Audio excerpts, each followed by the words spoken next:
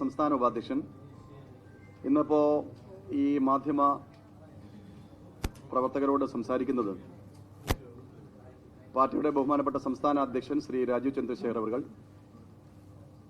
ഈ പത്രസമ്മേളനത്തിൽ പാർട്ടിയുടെ തിരുവനന്തപുരം സിറ്റി ജില്ലാ അധ്യക്ഷൻ ശ്രീ കരമന ജയൻ, പാർട്ടിയുടെ സംസ്ഥാന സെക്രട്ടറി ശ്രീമതി അഞ്ജന ഈ ആളുകളും പങ്കെടുക്കുന്നു.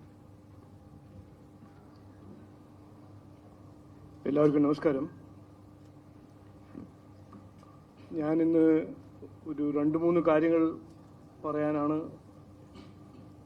എല്ലാവരും വിളിച്ചിരിക്കുന്നത്. ആദ്യമായിട്ട് നമ്മൾ ഇന്നലെ രാഹുൽ ഗാന്ധിയുടെ ഈ ഇലക്ഷന്റെ ഭാഗമായി അദ്ദേഹത്തിൻ്റെ ഒരു ആദ്യത്തെ രാഷ്ട്രീയ നാടകം അല്ലെങ്കിൽ ഭരണനാടകം നമ്മളെല്ലാവരും ഇന്നലെ കണ്ടു. ടെക്നോ പാർക്കിൽ അദ്ദേഹം പോയി കുറച്ച് കാര്യങ്ങൾ അവിടെ പറഞ്ഞു. പിന്നെ കോൺഗ്രസിന്റെ ഒരു 5 പോയിന്റിന്റെ വാഗ്ദാനങ്ങൾ, അത് ഇന്ദിരാ ഗ്യാരണ്ടി എന്ന പേരിൽ അദ്ദേഹം അവിടെ പ്രഖ്യാപിച്ചു. ഇതിനെക്കുറിച്ച് ഒരു ചർച്ച നടക്കണം. നമ്മളെല്ലാവരും ഇത് പരിശോധിക്കണം. കോൺഗ്രസ് പാർട്ടിൻ്റെ രാഹുൽ ഗാന്ധി ഏറ്റെടുത്ത് കഴിഞ്ഞിട്ട് കോൺഗ്രസ് പാർട്ടിൻ്റെ രാഷ്ട്രീയം ഒരു വാഗ്ദാനത്തിൻ്റെ രാഷ്ട്രീയമാണ്, ഒരു ഫേക്ക് പ്രോമിസസിന്റെ രാഷ്ട്രീയമാണ്. ഇപ്പോൾ ഇത് കേരളത്തിൽ നടക്കുന്നത് ആദ്യമായിട്ടല്ല കോൺഗ്രസ് ചെയ്യുന്നത്. അവർ ബീഹാറിൽ ചെയ്തു, മഹാരാഷ്ട്രയിൽ ചെയ്തു, ഡൽഹിയിൽ ചെയ്തു, 2024 ലോക്സഭ ഇലക്ഷനിൽ ചെയ്തു, ഹിമാചൽ പ്രദേശിൽ ചെയ്തു, തെലങ്കാനയിൽ ചെയ്തു, കർണാടകയിൽ ചെയ്തു. പക്ഷെ ഇന്ന് അതൊന്ന് പരിശോധിക്കണം. ഞാൻ പറഞ്ഞല്ലോ, ഈ ഇലക്ഷനിൽ ഏത് പൊളിറ്റിക്കൽ പാർട്ടിയാണെങ്കിൽ വെറുതെ പറഞ്ഞു ഓടിപ്പോവാൻ ഞങ്ങൾ സമ്മതിക്കില്ല. നിങ്ങൾക്കൊരു കാഴ്ചപ്പാട്, നാടിന് നന്നാക്കാനോ നാടിന് ജനങ്ങളെ പ്രശ്നങ്ങൾ പരിഹരിക്കാനോ ഒരു കാഴ്ചപ്പാടോ ഐഡിയ ഉണ്ടെങ്കിൽ അതിനെക്കുറിച്ച് ചർച്ച ചെയ്യണം. വെറുതെ ഒരു വാഗ്ദാനം ജനങ്ങളെ വിഡ്ഢിയാക്കുന്ന രീതിയിൽ, പഴയ രീതിയിൽ നിങ്ങളെ മുമ്പോട്ട് കൊണ്ടുപോകാൻ ഞങ്ങൾ സമ്മതിക്കില്ല. അപ്പോൾ രാഹുൽ ഗാന്ധിയുടെ കോൺഗ്രസ് പാർട്ടിയുടെ ട്രാക്ക് റെക്കോർഡ് എന്താണെന്ന് നമ്മളൊന്ന് ഇന്ന് പരിശോധിക്കണം, പഠിക്കണം. രാഹുൽ ഗാന്ധിയുടെ കോൺഗ്രസ് ഭരിക്കുന്ന തെലങ്കാനയിൽ ഇന്ന് എന്താണ് സ്ഥിതി? ജനങ്ങൾ വിശ്വസിച്ചു, അവർക്കൊരു അവസരം കൊടുത്തു, അവരുടെ വാഗ്ദാനങ്ങളെല്ലാം വിശ്വസിച്ച് ഒരു അവസരം കൊടുത്തു. തെലങ്കാനയുടെ മുഖ്യമന്ത്രി പറയുന്നു, ശമ്പളം കൊടുക്കാൻ കാശില്ല, കടം വാങ്ങിച്ചിട്ട് മാത്രമേ ഞങ്ങൾക്ക് ശമ്പളം കൊടുക്കാൻ പറ്റുന്നുള്ളൂ. തെലങ്കാന സർക്കാർ ഫാം ലോൺ വേവർ പ്രഖ്യാപിക്കുന്നു, പക്ഷെ അവിടുത്തെ കർഷകർക്കൊന്നും കാശ് കിട്ടുന്നില്ല. തെലങ്കാന സർക്കാരിന്റെ ഫൈനാൻസ് ഡിപ്പാർട്ട്മെന്റ് ലോൺ വേവറിന് കാശ് എവിടുന്ന് കിട്ടും എന്ന് അത് കിട്ടുന്നില്ല. എങ്ങനെയാണ് അത് റേസ് ചെയ്യേണ്ടതെന്ന് അവർക്ക് തന്നെ അറിയില്ല. കോൺഗ്രസ് ഭരിക്കുന്ന ഹിമാചൽ പ്രദേശിൽ ശമ്പളം, സർക്കാർ ജീവനക്കാരുടെ ശമ്പളം 2-3 മാസം ഡിലേ, പെൻഷൻ 6-7-8 മാസം കഴിഞ്ഞിട്ടാണ് കിട്ടുന്നത്. കർണാടക കോൺഗ്രസ് ഈ ഗ്യാരണ്ടി പറഞ്ഞിട്ട് ജനങ്ങളെ ശ്രദ്ധ തിരിച്ച് വിഡ്ഢിയാക്കി ഭരണം പിടിച്ച ഒരു സംസ്ഥാനമാണ് കർണാടക. അവിടെ ഡെവലപ്മെന്റിന് കാശില്ലാന്ന് അവിടുത്തെ ഡെപ്യൂട്ടി മുഖ്യമന്ത്രി പറയുന്നു. അപ്പോൾ കോൺഗ്രസിന്റെ ഈ ഫേക്ക് പ്രോമിസസ്, ഇത് ഇലക്ഷന് മാത്രം ജനങ്ങളെ വിഡ്ഢിയാക്കുന്ന ഉറപ്പുകൾ അല്ലെങ്കിൽ വാഗ്ദാനങ്ങൾ അത് അവര് ഇതിനു മുമ്പും പല സംസ്ഥാനത്തിൽ പറഞ്ഞിട്ടുണ്ട്. അതിന്റെ പേരിൽ വോട്ട് നേടിയിട്ടുണ്ട്. ആ സംസ്ഥാനത്തിന്റെ സ്ഥിതി എന്താണെന്ന് BJP മഹാരാഷ്ട്ര ഇലക്ഷന്റെ സമയത്ത് മുൻപോട്ട് വെച്ച ഒരു സാമ്പിളാണ് ഞാൻ ഇന്ന് ഇവിടെ കാണിക്കുന്നത്. എന്തെങ്കിലും പറയാ, എന്തെങ്കിലും വാഗ്ദാനം കൊടുക്കുക, ഏത് വിലയാണെങ്കിലും ഏത് ലെവലിലും പോവാൻ തയ്യാറാണ് കോൺഗ്രസ് പാർട്ടി ഭരണം പിടിക്കാൻ. അത് ജനങ്ങൾക്ക് വേണ്ടിയിട്ടാണോ ഭരണം പിടിക്കേണ്ടത്? അല്ല. ജനങ്ങളുടെ പ്രശ്നങ്ങൾ പരിഹരിക്കാനാണോ? അല്ല. വികസനം കൊണ്ടുവരാനാണോ? അല്ല. പിന്നെ എന്തിനാണ്? അഴിമതി. ഞാനൊരു മാധ്യമ സുഹൃത്തോട് എൻ്റെ ഒരു റിക്വസ്റ്റ്, അഭ്യർത്ഥന, ഇതെല്ലാം ഒന്ന് നിങ്ങൾ തന്നെ പരിശോധിക്കണം. ഞാനൊരു കൃത്യമായ ഒരു ഉദാഹരണം, കോൺഗ്രസിന്റെ രാഷ്ട്രീയം, രാഹുൽ ഗാന്ധിന്റെ രാഷ്ട്രീയത്തിനെ കുറിച്ച് ഒരു ഉദാഹരണം ഞാൻ മുമ്പോട്ട് വയ്ക്കാൻ ആഗ്രഹിക്കുന്നു. ഒരു തെളിവുകൊണ്ട് ഞാൻ പറഞ്ഞ, ഇതെല്ലാം ഞാൻ പറഞ്ഞത് 100% സത്യമാണ്. 2009 ലോക്സഭ ഇലക്ഷന്റെ സമയത്ത് രാഹുൽ ഗാന്ധിന്റെ കോൺഗ്രസ് ഒരു ഫാം ലോൺ വേവർ പ്രഖ്യാപിച്ചു. കർഷകർക്ക് അവരുടെ കടം വായ്പ നമ്മൾ വേവ് ചെയ്യണം എന്ന് പറഞ്ഞൊരു പ്രോഗ്രാം പ്രഖ്യാപിച്ചു. 45,000 കോടി എന്തോ ആയിരുന്നു അതിന്റെ ചെലവ്. ഇലക്ഷന്റെ തൊട്ടു മുമ്പ്. ഇലക്ഷൻ കഴിഞ്ഞിട്ട് CAG അത് ഓഡിറ്റ് ചെയ്തപ്പോൾ CAG കണ്ടുപിടിച്ചത്, ഇത് UPA ഭരിക്കുന്ന സമയത്ത് CAG ഓഡിറ്റ് ചെയ്തതാണ്, 30% ലോൺ വേവറിൽ തട്ടിപ്പായിരുന്നു. അപ്പൊ പാവങ്ങളുടെ പേരില് പദ്ധതികളും പ്രോഗ്രാമും പ്രഖ്യാപിക്കുന്ന കോൺഗ്രസ് പാർട്ടി വോട്ട് നേടാൻ ഓരോരോ വാഗ്ദാനം കൊടുക്കുന്ന കോൺഗ്രസ് പാർട്ടി ഇത് ചെയ്യുന്നത് എന്തിനാണെന്ന് ചോദിച്ചാൽ അഴിമതിക്ക് വേണ്ടിയിട്ടാണ് ചെയ്യുന്നത്. പിന്നെ മറ്റൊരു ഉദാഹരണം, രാഹുൽ ഗാന്ധി. ഇത് രാഹുൽ ഗാന്ധിയാണല്ലോ അവരുടെ hero, star, ideological mentor, economic visionary. ലോക്സഭയുടെ സമയത്ത് അദ്ദേഹം പറഞ്ഞു, ഒരു കോൺഗ്രസ് ഒരു കട്ടാക്കട്ട് പ്രോഗ്രാം നടത്തി. മഹിളകൾ അത് എൻറോൾ ചെയ്താൽ, ഒരു ഫോം എല്ലാം ഡിസ്ട്രിബ്യൂട്ട് ചെയ്തു. മഹിളകൾ അത് എൻറോൾ ചെയ്താൽ അവർക്ക് എല്ലാ മാസം ഒരു ഗ്യാരണ്ടീഡ് എമൗണ്ട് കിട്ടും. അപ്പോൾ ഇലക്ഷന് മുമ്പ് ആൾക്കാർ ആയിരക്കണക്കിന് ലൈനിൽ നിന്നു, ഫോം ഫില്ല് ചെയ്തു. ഇലക്ഷൻ വന്നു, ഇലക്ഷൻ പോയി, റിസൾട്ട് വന്നു, ഇലക്ഷൻ മുമ്പോട്ട് പോയപ്പോൾ ആർക്കും ഒരു നയാ പൈസ കിട്ടിയില്ല. അപ്പോൾ കോൺഗ്രസ് പാർട്ടിയും രാഹുൽ ഗാന്ധിയുടെ കോൺഗ്രസ് പാർട്ടി അവരെ പ്രധാനപ്പെട്ട ഒരു കാൽക്കുലേഷൻ എന്ന് പറഞ്ഞാൽ, പാവങ്ങളെ ശ്രദ്ധ തിരിച്ച് പാവങ്ങളുടെ മുമ്പിൽ പോയി ഓരോരോ കാര്യം പറഞ്ഞ് അവരുടെ വോട്ട് നേടി എലക്ഷൻ കഴിഞ്ഞിട്ട് കയ്യും വിട്ട് വഞ്ചിക്കാണ് കോൺഗ്രസിന്റെ രാഷ്ട്രീയം. ഇതൊരു മറ്റൊരു ഉദാഹരണം ഞാൻ പറഞ്ഞുതരാം.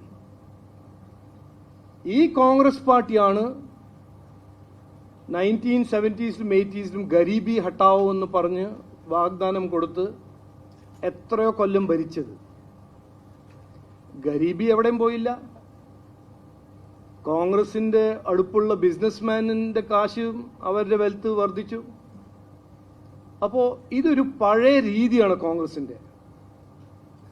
പാവങ്ങളെ പറ്റിക്കുക, പൊട്ടന്മാരാക്കുക, എന്തെങ്കിലും പറയാം ഇലക്ഷന്റെ സമയത്ത്. പക്ഷേ കർണാടകയിൽ നടന്നു, തെലങ്കാനയിൽ നടന്നു, ഹിമാചൽ പ്രദേശിൽ നടന്നു. അത് കഴിഞ്ഞിട്ട് ഒരു ഒറ്റ ഇലക്ഷൻ അത് നടന്നിട്ടില്ല. കാരണം ജനങ്ങൾക്ക് മനസ്സിലായിട്ടുണ്ട് ഇത് നുണയാണ്. ഇത് ഇവർക്ക് ഒരു ആത്മാർത്ഥമായ സത്യസന്ധയോടെ ഇത് ഇംപ്ലിമെന്റ് ചെയ്യാൻ ഒരു താല്പര്യമില്ല. താല്പര്യമില്ല മാത്രമല്ല, ഇത് കഴിയില്ല. അതൊരു വശം. രണ്ടാമത്തെ പോയിന്റ് ഇതിനെക്കുറിച്ച് തന്നെ പറയാൻ ഞാൻ ആഗ്രഹിക്കുന്നത്, നമ്മളിപ്പോ എലക്ഷൻ ഈ ചർച്ച ചെയ്യുന്നത് കേരളത്തിന്റെ ഇലക്ഷനെ കുറിച്ചാണ്. ഇത് മഹാരാഷ്ട്രയല്ല, ഇത് മറ്റ് ഒരു ഇക്കണോമിക്കലി സ്ട്രോങ് സ്റ്റേറ്റ് അല്ല. ഇന്ന് ഈ കേരളത്തിന്റെ സ്ഥിതി എന്താണെന്ന് നമ്മളെല്ലാവരും ഒന്ന് മനസ്സിലാക്കണം. ഇന്ന് ഈ കേരളത്തിൽ 100 രൂപ ഗവൺമെന്റിന് കിട്ടുന്ന 100 രൂപയിൽ 92.5 രൂപ പോകുന്നത് കടം, പലിശ, ക്ഷേമ പദ്ധതികൾ പോകുന്നു. ഡെവലപ്മെന്റ് ഉള്ള കാശ് 7.5%. അതുകൊണ്ടാണ് KSRTC ജീവനക്കാർക്ക് ഇന്ന് ശമ്പളം കിട്ടുന്നത് എത്രയോ മാസം കഴിഞ്ഞിട്ട്, പെൻഷൻ കിട്ടുന്നില്ല. എന്നിട്ടാണ് രാഹുൽ ഗാന്ധി പറഞ്ഞത് സൗജന്യ KSRTC സ്കീം. അപ്പോൾ KSRTC എന്താ സ്ഥിതിയായിരിക്കും? അതിനെ കുറിച്ചൊരു വാക്ക് പറയുന്നില്ല. KSRTCനെ എങ്ങനെ സംരക്ഷിക്കും, KSRTCനെ എങ്ങനെ ശക്തമാക്കും, അതിനൊരു വാക്കുമില്ല. കാരണം അതിന് അധ്വാനിക്കണം, അതിന് കാര്യങ്ങൾ ചെയ്യണം. ഇത് പറയാനൊന്നുമില്ലല്ലോ, ഇതൊരു സ്റ്റേറ്റ്മെന്റ്, സൗജന്യ യാത്ര. അപ്പോൾ ഈ ഇലക്ഷൻ നിർണായകമായ ഇലക്ഷനാണ്, നാടിന്റെ ഭാവി തീരുമാനിക്കേണ്ടത് ഇലക്ഷനാണ്. ഓരോരോ ഗിമ്മിക്ക് വന്ന് ഇവിടെ പറയുന്ന രാഷ്ട്രീയക്കാരെ ജനങ്ങൾ ശ്രദ്ധിക്കണം എന്നാണ് ഞങ്ങളുടെ അഭ്യർത്ഥന. ഞങ്ങൾ മുമ്പോട്ട് വെക്കുന്നത് വികസനം, വികസിത കേരളം. സംസ്ഥാന സർക്കാരിന് റിസോഴ്സസ് ഉണ്ടാക്കാനും റിസോഴ്സസ് നിക്ഷേപം വഴിയും ഇക്കണോമിക് ആക്ടിവിറ്റി വഴി സംസ്ഥാന സർക്കാരിന് കഴിവില്ലെങ്കിൽ ഈ ഒരു വാഗ്ദാനം, ഇങ്ങനത്തെ ഒരു സ്കീമും നടക്കില്ല. അതുകൊണ്ടാണ് BJP NDA മുമ്പോട്ട് വെക്കുന്ന കാഴ്ചപ്പാടെന്ന് പറഞ്ഞാൽ ഞങ്ങൾ സോഷ്യൽ സെക്യൂരിറ്റി നെറ്റ് എക്സ്പാൻഡും ചെയ്യും. അത് ചെയ്യാൻ സംസ്ഥാന സർക്കാരിന്റെ റിസോഴ്സസ്, സംസ്ഥാന സർക്കാരിന്റെ ഇക്കണോമിക് ആക്ടിവിറ്റിയും സംസ്ഥാന സർക്കാരിന്റെ ബഡ്ജറ്റ് വർദ്ധിക്കാൻ ഞങ്ങളുടെ അടുത്ത് കാഴ്ചപ്പാടുണ്ട്, സ്കീമുണ്ട്, പ്ലാനുണ്ട്. ഇത് ഒന്നാമത്തെ പോയിന്റ്. രണ്ടാമത്തെ ഒരു ചെറിയൊരു പോയിന്റ് ഞാൻ പറയാൻ ആഗ്രഹിക്കുന്നു. ഇന്ന് ഞാൻ വരുമ്പോൾ കേട്ടതാണ്, ബഹുമാനപ്പെട്ട മുഖ്യമന്ത്രി ഇറാനിന് വേണ്ടിയോ യുദ്ധത്തിന്റെ എതിരെയോ എന്തോ ഒരു പരിപാടി ചെയ്യാൻ പോകുന്നുണ്ട് എന്ന്. അത് വെൽക്കമാണ്. നമ്മൾ ആർക്കും, നമ്മുടെ പ്രധാനമന്ത്രി പറഞ്ഞ പോലെ ഇത് യുദ്ധത്തിന്റെ കാലമല്ല, വികസനത്തിന്റെ കാലമാണ്. യുദ്ധം ആരും ചെയ്യാൻ പാടില്ല. അങ്ങനെ എന്തെങ്കിലും ഒരു ഡിസ്പ്യൂട്ട് ഉണ്ടെങ്കിൽ ഡിപ്ലോമാറ്റിക്കലി നമ്മൾ സോൾവ് ചെയ്യണം. ഇത് ഗവൺമെന്റ് ഓഫ് ഇന്ത്യന്റെയും BJP NDA ഒരു എസ്റ്റാബ്ലിഷ്ഡ് പൊസിഷനാണ്. പക്ഷേ ഞാൻ മുഖ്യമന്ത്രിയോട് പറയാൻ ആഗ്രഹിക്കുന്ന 2 കാര്യങ്ങളാണ്. ഒന്ന്, നിങ്ങൾ ഇറാൻ എന്തുകൊണ്ട് പറയുന്നു? നിങ്ങളുടെ പ്രീണ രാഷ്ട്രമാണോ? എന്തുകൊണ്ട് നമ്മുടെ മലയാളികൾ താമസിക്കുന്ന GCC രാജ്യങ്ങളെക്കുറിച്ച് നിങ്ങളൊന്നും പറയുന്നില്ല? ഇറാന്റെ ഈ അറ്റാക്ക് നിങ്ങൾ എന്തുകൊണ്ട് ചെയ്യുന്നില്ല? അത് ചെയ്യണം. കാരണം മലയാളികൾ താമസിക്കുന്നത് ബഹ്റൈനിലും കുവൈറ്റിലും സൗദി അറേബ്യയിലും UAE-ലും ആണ്. അപ്പോൾ യുദ്ധം വേണ്ട എന്ന് പറയുമ്പോൾ ഇറാനോടും പറയണം. ഞാനിപ്പോൾ ഇറാന്റെ എതിരെയാണെന്നും ഞങ്ങളുടെ പൊസിഷൻ അതല്ല. ഞങ്ങളുടെ സർക്കാരാണ് ഇറാന്റെ ആ ഷിപ്പിനെ സംരക്ഷിക്കാൻ കൊച്ചിയിൽ അനുവാദം കൊടുത്തിരിക്കുന്നത്. പക്ഷേ നിങ്ങളുടെ പീഡന രാഷ്ട്രം നിങ്ങളെ അന്ധന്മാരാക്കരുത്. ഒരു പോയിന്റ് പറയാൻ ആഗ്രഹിക്കുന്നു. മറ്റൊരു പോയിന്റ് ഞാൻ പറഞ്ഞത്, 30 ദിവസം കൊണ്ട് ഇലക്ഷന് ഇനി ബഹുമാനപ്പെട്ട മുഖ്യമന്ത്രിയുടെ പാർട്ടി 10 കൊല്ലം ഭരിച്ച നാടാണ് കേരളം. ഇറാന്റെ ജനങ്ങളല്ല ബഹുമാനപ്പെട്ട മുഖ്യമന്ത്രിക്ക് ഒരു മാൻഡേറ്റ് കൊടുത്തത്, മലയാളികളാണ് കൊടുത്തത് മാൻഡേറ്റ്. ഇവിടുത്തെ മലയാളികളാണ് മാൻഡേറ്റ് കൊടുത്തത്, വിശ്വസിച്ചു, അവസരം കൊടുത്തു. അപ്പോൾ ഇനി ഇപ്പൊ ഇലക്ഷന്റെ 10 ദിവസം, 20 ദിവസം, 30 ദിവസം മുമ്പ് നിങ്ങൾ ഈ 10 കൊല്ലത്തിൽ എന്ത് ചെയ്തു നാടിന് വേണ്ടി, ഞങ്ങളുടെ ജനങ്ങൾക്ക് വേണ്ടി, അതൊന്ന് പറയാൻ തുടങ്ങും. ഇത് വെറുതെ ജനങ്ങളുടെ ശ്രദ്ധ തിരിക്കാൻ ഇറാന്, Gaza, Syria, London, Tokyo, China, Beijing എന്ന് പറഞ്ഞ് നടക്കേണ്ട ആവശ്യമില്ല. ഞാൻ ഏറെ ബഹുമാനത്തോട് അദ്ദേഹത്തോട് പറയാൻ ആഗ്രഹിക്കുന്നു. നിങ്ങൾ 10 കൊല്ലം 22 ലക്ഷം കോടി ചെലവാക്കി ഈ സർക്കാർ, നിങ്ങൾ നയിച്ച ഒരു സർക്കാരാണ്. എന്തെല്ലാം ചെയ്തു അതിനെക്കുറിച്ച് ഡിബേറ്റ് ചെയ്യാൻ ധൈര്യം ഉണ്ടാവണം, കരുത്തുണ്ടാവണം എന്ന് ഞാൻ പറയാൻ ആഗ്രഹിക്കുന്നു. അത് ചെയ്യുന്നില്ല. ഞാൻ അദ്ദേഹത്തോട് റിക്വസ്റ്റ് ചെയ്യുന്നു, അഭ്യർത്ഥന ചെയ്യുന്നു, നിങ്ങൾ വന്ന് ചർച്ച ചെയ്യൂ, ഇതിനെക്കുറിച്ച് ചർച്ച ചെയ്യൂ. മൂന്നാമത്തത് ഞാനൊരു ചെറിയൊരു പോയിന്റ് പറയാൻ ആഗ്രഹിക്കുന്നു. ഞാൻ ഇന്നൊരു പോസ്റ്റ് കണ്ടു, അത് ഫേക്കാണോ റിയൽ ആണെന്നോ എനിക്കറിയില്ല, പക്ഷെ കണ്ടു. അതിനെക്കുറിച്ച് ഞാൻ സംസാരിക്കാൻ ആഗ്രഹിക്കുന്നു. കാരണം രാഹുൽ ഗാന്ധി മിന്നാന്ന് പറഞ്ഞു കോൺഗ്രസ് അല്ല CPM-ഉം BJP-യും തമ്മിലൊരു അന്തർധാരണ ഉണ്ടെന്ന്. ഇത് രാഹുൽ ഗാന്ധിന്റെ ഒരു പ്രചരണം.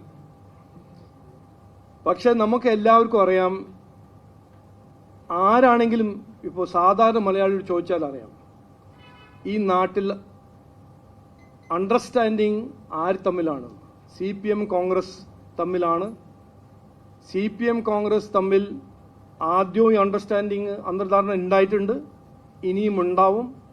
ഇന്നൊരു പോസ്റ്റ് കണ്ടു, ഇന്നിപ്പോൾ ഞാൻ ഇവിടെ വരുമ്പോൾ സന്ദീപ് പറഞ്ഞു അത് ഫേക്ക് ആയിരിക്കും, പക്ഷെ ആണോ അല്ലെന്ന് എനിക്കറിയില്ല.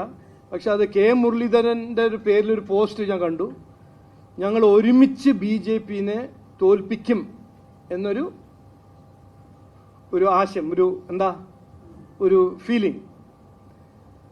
ഞാനത് അങ്ങനെ ആണെങ്കിൽ, അത് സത്യമാണോ തെറ്റാണോ എന്ന് എനിക്കറിയില്ല, അത് ഫോൾസ് ആണോ ഫേക്ക് ആണോ എന്ന് എനിക്കറിയില്ല. പക്ഷേ അങ്ങനെ ഒരു ആലോചനയും ചിന്തയും CPM കോൺഗ്രസിൽ ഉണ്ടെന്ന് എനിക്ക് ഉറപ്പുണ്ട്. കാരണം ഞങ്ങൾ ലോക്കൽ ബോഡി ഇലക്ഷനിൽ കണ്ടതാണ്.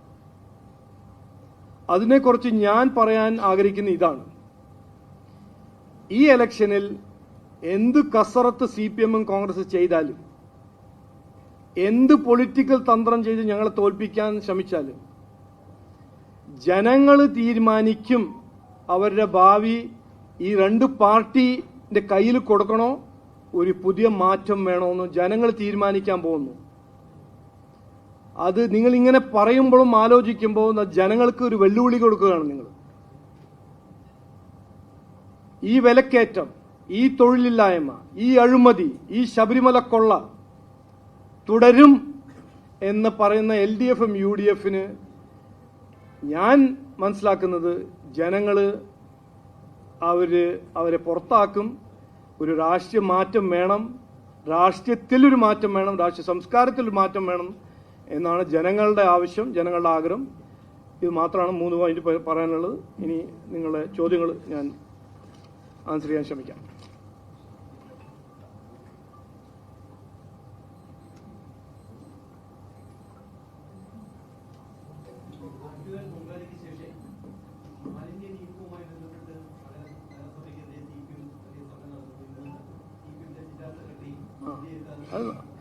അത് നടക്കട്ടെ.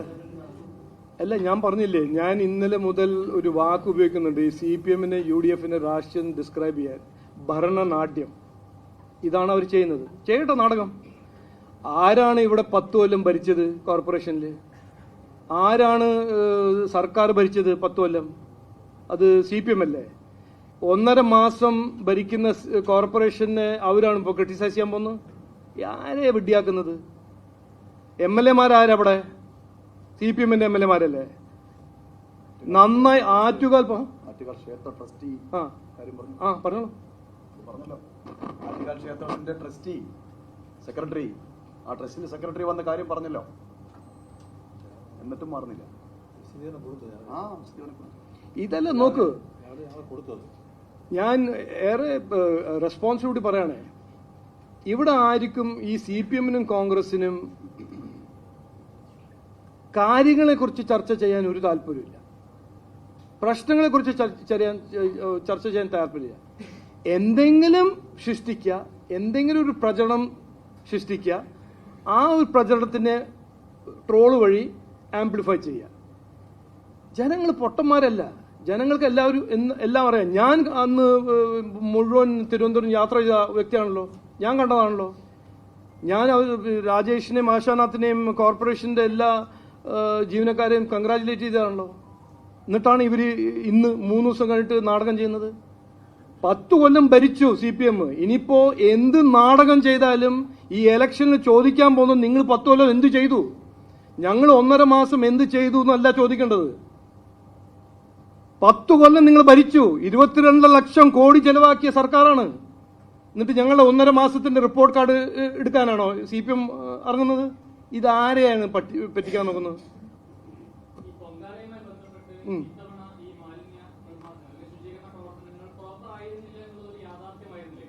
ഇല്ല, ആയിരുന്നില്ല. അത് ഞാൻ സമ്മതിക്കുന്നില്ല. എല്ലാം ഇത് നടന്നു എന്നാണ് ഞാൻ മനസ്സിലാക്കുന്നത്. അതിൽ എന്തെങ്കിലും വീഴ്ചയുണ്ടെങ്കിൽ അത് രാജേഷ് നോക്കിക്കോളും. പക്ഷെ അത് ഈ ഇലക്ഷന്റെ ഇഷ്യൂ എങ്ങനെയായി? അല്ല, ഞാൻ ചോദിക്കുന്നത് 30 ദിവസത്തിൽ ഒരു അസംബ്ലി ഇലക്ഷൻ വരാൻ പോകുന്നു. അപ്പൊ ഈ ഇലക്ഷന്റെ ഇഷ്യൂ എങ്ങനെയായി മാറി? അപ്പോ പറയൂ. അതാണ് രാവിലെ ജില്ലാ കമ്മിറ്റിയുടെ വിശദീകരണം മാധ്യമ സുഹൃത്തുക്കളോട് പറഞ്ഞിരുന്നു. അത് വീണ്ടും ആവർത്തിക്കേണ്ട കാര്യമില്ല. അവിടെ വന്ന ആൾക്കാരിന് വീണ്ടും ഉള്ളത് കൃത്യമായി തന്നെ മാലിന്യ നീക്കം നടത്തിയിട്ടുണ്ട്. അതിൽ ഇനി ആർക്കും CPM ഇപ്പോൾ ഈ 45 വർഷം ഇവരെ കയ്യിരുന്ന കോർപ്പറേഷൻ ഭരണം നഷ്ടപ്പെട്ടതിൻ്റെ നിരാശയും ദുഃഖവും വിഷമവുമെല്ലാം ഞാൻ നേരത്തെ പറഞ്ഞതുപോലെ പിച്ചും പേയും പറഞ്ഞ് നടക്കുന്ന സഖാക്കന്മാരെയാണ് ഇപ്പോൾ കാണുന്നത്. അവർക്ക് എന്ത് പറയുന്നു തന്നെ അവർക്കറിയില്ല. ഈ ചെറുവയ്ക്കലിലും ഈഞ്ചക്കലിലും അവിടെ പോയാണല്ലോ ഇത് നടത്തിയത്. 20 വർഷമായി അവിടെ തന്നെയാണ് മാലിന്യങ്ങൾ നീക്കിയിട്ട് അവിടെ നിന്നാണ് വീണ്ടും മാറ്റപ്പെടുന്നത്. ഇത് അറിയാം. ഇത് മന്ത്രി ശിവൻകുട്ടിക്കും കൃത്യമായി അറിയാവുന്ന കാര്യമാണ്. അദ്ദേഹം കൂടെ പങ്കെടുത്ത യോഗത്തിലാണ് തീരുമാനം വന്നത്. വീണ്ടും റഹീം ജില്ലാ സെക്രട്ടറി, പുതിയൊരു ആക്ടിംഗ് സെക്രട്ടറി ഇങ്ങനെ ഇറങ്ങി തിരിച്ചാൽ ഇതിന്റെ പുറകെ മറുപടി പറയാൻ BJPക്കുള്ള സമയമൊന്നുമില്ല. കാരണം ഞാൻ നേരത്തെ സൂചിപ്പിച്ചതുപോലെ വീണ്ടും പറയുന്നു, BJPക്ക് വിജയത്തിന്റെ ആലസ്യമൊന്നുമില്ല. 12 വർഷമായി ഇന്ത്യ മഹാരാജ്യം ഭരിക്കുന്ന പാർട്ടിയാണ്. തിരുവനന്തപുരം കോർപ്പറേഷനിൽ ഭരണം കിട്ടി ഞങ്ങൾ ആഹ്ലാദമുണ്ട്. തിരുവനന്തപുരത്തെ ജനങ്ങളെ 45 വർഷത്തെ കിരാത വാഴ്ചയ്ക്ക് കൊടുക്കാതെ ഈ ജനങ്ങളെ മോചിപ്പിച്ചതിൽ BJPക്ക് സന്തോഷവും ആഹ്ലാദവും ഇവിടുത്തെ പൊതുസമൂഹത്തിനുണ്ട്. പക്ഷെ ആലസ്യമായി നടക്കുന്നില്ല. കൃത്യമായും വളരെ സൂക്ഷ്മതയോടുകൂടി തന്നെയാണ് മേയറുടെ നേതൃത്വത്തിൽ തിരുവനന്തപുരം കോർപ്പറേഷൻ BJPയുടെ ഭരണസമിതി മുന്നോട്ട് പോയിക്കൊണ്ടിരിക്കുന്നത്. ഇത്തരം ചോദ്യങ്ങൾക്കൊന്നും യാതൊരു പ്രസക്തിയില്ല.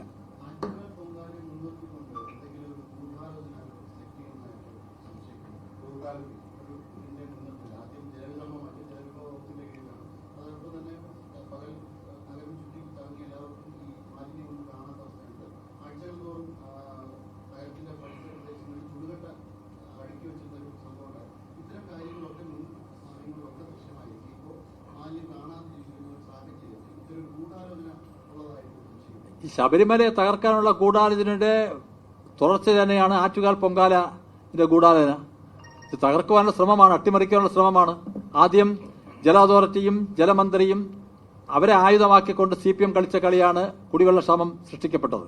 അതിനെതിരെ BJP ശക്തമായി തന്നെ ഞങ്ങൾ ഉന്നയിച്ചിട്ടുണ്ട്. അതിനെ തുടർന്നുണ്ടായിട്ടുള്ള എല്ലാ രീതിയിലും ഇവിടെ പൊങ്കാലയ്ക്ക് വരുന്ന സ്ത്രീകളായിട്ടുള്ള ഭക്തജനങ്ങളെയും കുട്ടികളെയും ബുദ്ധിമുട്ടിക്കുക എന്നുള്ള ലക്ഷ്യത്തോടു കൂടി തന്നെയാണ് CPM പ്രവർത്തിച്ചിട്ടുള്ളത്. അത് CPM ഉദ്ദേശിക്കുന്നത് തിരുവനന്തപുരം കോർപ്പറേഷൻ ഭരിക്കുന്ന BJPയുടെ ഭരണസമിതിയാണ് ഇതിനെല്ലാം ഉത്തരവാദിത്തം. അവരെല്ലാം ചെയ്തിട്ടില്ല, ജനങ്ങളെ ദ്രോഹിക്കുന്നത് BJPയാണ് എന്ന് വരുത്തി തീർക്കാനും മാസങ്ങൾ 30 ദിവസത്തിനകത്ത് വരാൻ പോകുന്ന നിയമസഭാ തെരഞ്ഞെടുപ്പിൽ എന്തെങ്കിലും ഗിമിക്സ് കാണിക്കുവാനുള്ള തന്ത്രമാണ് CPM നടത്തുന്നത്. അതേ ഉള്ളവരെ കുറിച്ച് ഞാനൊരു കാര്യം പറയട്ടെ. ഇതിലൊരു സംശയവും ഞങ്ങൾക്കില്ല. ഈ CPMഉം ഈ കോൺഗ്രസും ഞങ്ങളെ തോൽപ്പിക്കാനും ജനങ്ങളെ തോൽപ്പിക്കാൻ ഏത് ലെവൽ വരെ പോകുമെന്ന് ഞങ്ങൾക്ക് ഒരു സംശയമില്ല. ഇതുപോലെ പ്രചരണം നടത്തും. പിന്നെ അതുമാത്രമല്ല, ഞാനിപ്പോൾ കണ്ണൂരിൽ നിന്ന് വരികയാണ്. 2 ദിവസം അവിടെ ആയിരുന്നു.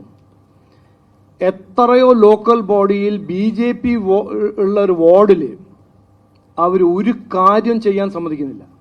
റോഡ്, കുടിവെള്ളം, വീട് ഒന്നും ചെയ്യാൻ സമ്മതിക്കില്ല. അവര് ഈ കാൽക്കുലേഷൻ അല്ലോ, ഇതൊന്നും നടക്കില്ല. ഇതെല്ലാം ഞാൻ ആദ്യം മുതൽ പറഞ്ഞ, ഇതെല്ലാം അതിന്റെ കാലങ്ങൾ കഴിഞ്ഞു. ഈ ഒരു രാഷ്ട്രീയത്തിന്റെ കാലം കഴിഞ്ഞു. എങ്ങനെയെങ്കിലും ജനങ്ങളെ വിഡ്ഢിയാക്കുക, ഒരു പ്രചരണം നടത്തുക, പിന്നെ സോഷ്യൽ മീഡിയ വഴി അത് ആംപ്ലിഫൈ ചെയ്ത് നിങ്ങളുടെ ട്രോൾ ആർമി വഴി ഇതിനെ സത്യമാണെന്ന് സാധിപ്പിക്കാൻ ഒരു ശ്രമം, ഇത് ഇനി നടക്കില്ല. ഞാൻ ബഹുമാനപ്പെട്ട മുഖ്യമന്ത്രിയോടും രാഹുൽ ഗാന്ധിയോടും എൻ്റെ ഒരു സ്റ്റാൻഡിങ് ഓപ്പൺ ചാലഞ്ചാണ്. നിങ്ങൾ ഈ ഇലക്ഷൻ മത്സരിക്കണം നിങ്ങൾക്ക് താല്പര്യമുണ്ടെങ്കിൽ വന്ന് ഇറങ്ങി ഡിബേറ്റ് ചെയ്യുക. ഓരോരോ ചർച്ചയെ കുറിച്ച് ഡിബേറ്റ് ചെയ്യുക. നിങ്ങൾക്ക് അവസരം കിട്ടിയല്ലോ, നിങ്ങൾ എന്ത് ചെയ്തു, ഇനി നിങ്ങൾ എന്ത് ചെയ്യാൻ പോകുന്നു, വെറുതെ ഒരു പോയിന്റ് എടുത്ത് ജനങ്ങളെ ശ്രദ്ധ തിരിക്കാൻ നിങ്ങൾ ശ്രമിക്കേണ്ട. കാരണം ഞങ്ങൾ സമ്മതിക്കില്ല. ഞങ്ങൾ ഇങ്ങനെ ഇവിടെ കയ്യും പിടിച്ച് ഇങ്ങനെ ഇരിക്കാൻ പോകുന്നില്ല. ഞങ്ങളൊരു അധ്വാനിക്കുന്ന ഒരു പാർട്ടിയാണ്. ഞങ്ങൾക്കൊരു കാഴ്ചപ്പാടുണ്ട്, ഞങ്ങൾക്കൊരു വിശ്വാസമുണ്ട് ഈ നാടിനെ നന്നാക്കണമെന്ന്. ഈ 2 സഖാവന്മാര് പോയിട്ട് നാടകം ചെയ്യുന്നത് ഞങ്ങളെ ബാധിക്കുന്നതാണ് അവരുടെ വിചാരം. ജനങ്ങളെ ബാധിക്കുന്നോ? നടക്കില്ല. ഞാൻ ഇന്ന് കൃത്യമായി പറയാൻ ആഗ്രഹിക്കുന്നു, ഇതെല്ലാം മാറി സൈഡിൽ വിട്ട് ധൈര്യവും കരുത്തുണ്ടെങ്കിൽ വന്ന് ചർച്ച ചെയ്യാം. ഞങ്ങളെ ഈ വികസന മത്സരത്തിൽ ഞങ്ങളെ തോൽപ്പിക്കണമെങ്കിൽ അങ്ങനെ താല്പര്യം ഉണ്ടെങ്കിൽ കാണിച്ചു തരൂ. പക്ഷെ ഇങ്ങനെ ഒരു പ്രചരണം എന്തെങ്കിലും പ്ലാൻ ചെയ്ത് എന്തെങ്കിലും പറഞ്ഞ് അതും പിന്നെ ഒരു വലിയ ട്രോൾ ആർമി ഉണ്ട് അതിന്റെ പിന്നിൽ, എന്തെങ്കിലും ആംപ്ലിഫൈ ചെയ്ത് അത് സത്യമാണെന്ന് എന്താ സെറ്റ് ചെയ്യാൻ നോക്കുന്നത്, അതൊന്നും നടക്കില്ല എന്ന്. ഇത് മാറ്റത്തിന്റെ കാലമാണ്. രാഷ്ട്രീയ സംസ്കാരത്തിൽ മാറ്റം വരണം. മാധ്യമ സുഹൃത്തോളം എൻ്റെ ഒരു അഭ്യർത്ഥന, നിങ്ങളും മാറണം. ഡിബേറ്റിന് വേണ്ടി ഒന്ന് ഒരു പുഷ് ചെയ്യൂ. എല്ലാവരെയും അവരോട് ചോദിക്കൂ, എന്തുകൊണ്ട് BJPന്റെ ഒപ്പം നിങ്ങൾ ഡിബേറ്റ് ചെയ്യാൻ തയ്യാറല്ല? വികസനത്തിനെ കുറിച്ച്, നാടിന്റെ ഭാവിനെ കുറിച്ച്. ഈ ഒരുമിച്ച് തുടരാം, ഒന്നായി തുടരാം എന്ന് പറയുമ്പോൾ എന്തു തുടരാം എന്ന് ചോദിക്കണ്ടേ? ശബരിമല കൊള്ള തുടരാമെന്നോ, അഴിമതി തുടരാമെന്നോ, എന്താണ് തുടരാമെന്ന് നിങ്ങൾ എന്താണ് അവരുടെ വാഗ്ദാനം? ഇത് ചർച്ച ചെയ്യണ്ടേ? നിങ്ങൾ തന്നെ, എൻ്റെ ഒരു അഭ്യർത്ഥന, നിങ്ങൾ തന്നെ അവരോട് പറയൂ. ഇങ്ങനത്തെ രാഷ്ട്രീയെല്ലാം ഒരു മാറ്റി വെച്ച് നമ്മളൊരു ചർച്ച, ഒരു കോൺഫിഡൻ്റ് ആയിട്ട് ചർച്ച ചെയ്യാൻ ധൈര്യം ഉണ്ടാവണം, ഒരു കോൺഫിഡൻസ് ഉണ്ടാവണം. ശരി, നമസ്കാരം.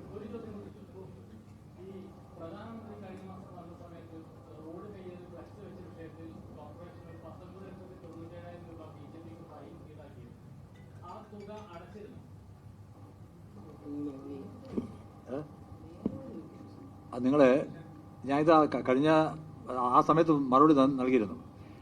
അങ്ങനെ ഒരു പേപ്പർ നോട്ടീസോ ഒന്നും എൻ്റെ കയ്യിൽ ഇതിനും കിട്ടിയിട്ടില്ല. അതേ ഉള്ളൂ.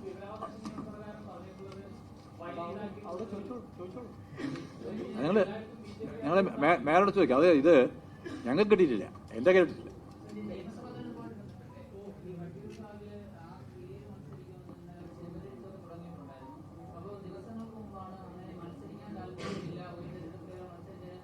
ഇല്ല, നോക്കൂ, ഞങ്ങൾ നോക്കൂ, ഒരു ആരും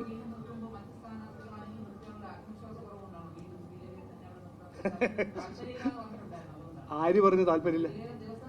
ഒന്നല്ലേ, 2 പോയിന്റ് ഞാൻ പറയാൻ ആഗ്രഹിക്കുന്നു. ആരെയും സ്ഥാനാർത്ഥി സ്റ്റേറ്റസ് പാർട്ടി പ്രഖ്യാപിച്ചിട്ടില്ല, മനസ്സിലല്ലേ? നമ്മളെല്ലാം വർക്ക് ചെയ്യുന്നത് പ്രവർത്തകരായിട്ടാണ് വർക്ക് ചെയ്യുന്നത്. ശോഭാജി പാലക്കാട് പോയിട്ട് ചുമരെഴുത്ത് ചെയ്യുമ്പോൾ ശോഭാജി സ്ഥാനാർത്ഥിയായിട്ടല്ല പോകുന്നത്, ഒരു പ്രവർത്തകർ ലീഡറായിട്ട് പോകുന്നു. ശീലേഖാജി അവിടെ ചുമരെഴുത്ത് ചെയ്യുന്നത് പ്രവർത്തകരായിട്ട് ചെയ്യുന്നു. ഞാൻ നിയമത്തിൽ ചെയ്യുമ്പോൾ ഞാൻ പ്രവർത്തകനായിട്ട് ചെയ്യുന്നു. സോമൻജി പോകുന്നത് കാൻഡിഡേറ്റ് ആയിട്ടാണ് പോകുന്നത്. ഞങ്ങൾ സ്ഥാനാർത്ഥി പ്രഖ്യാപനം ഇതുവരെ നടന്നിട്ടില്ല. അതൊരു 15-ാം തീയതി 16-ാം തീയതി നടക്കും എന്നാണ് കറക്റ്റ് ഫാക്ട്. എന്തോ ആരാണ് ചെയ്യുന്നത്? CPM-കാരായിരിക്കും. വേറെ ആരാ? ഈ നാട്ടിൽ സൈബർ അറ്റാക്ക് ചെയ്യുന്ന രണ്ട് ഗ്രൂപ്പ്സ് ആണല്ലോ. ഒന്ന് CPM-കാർ, മറ്റേത് കോൺഗ്രസ്സുകാർ. ഞങ്ങൾക്ക് അതിന് സമയമില്ല. ഓക്കെ.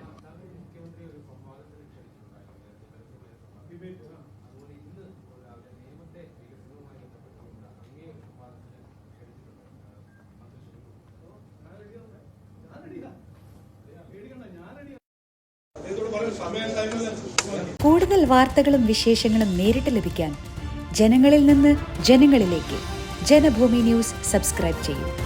ബെൽ ബട്ടൺ അമർത്താനും മറക്കരുത്.